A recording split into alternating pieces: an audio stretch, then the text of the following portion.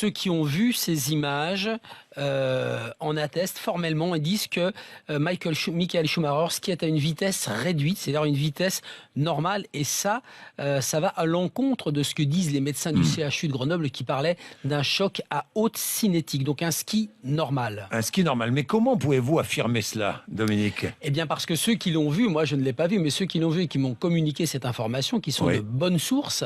Oui, on ne révèle pas les sources, évidemment, mais ce sont de bonnes sources. Explique absolument de bonnes sources qu'on voit quelqu'un qui skie doucement, qui skie vraiment normalement, quelqu'un qui ne dévale pas la piste, et ça se voit à l'évidence en regardant les images. Donc il aurait heurté un premier caillou et ensuite il serait tombé sur un second. Voilà, alors il heurte un premier caillou, son ski heurte un premier caillou qui est sous la neige, qu'on ne voit pas, son ski se bloque, il déchausse,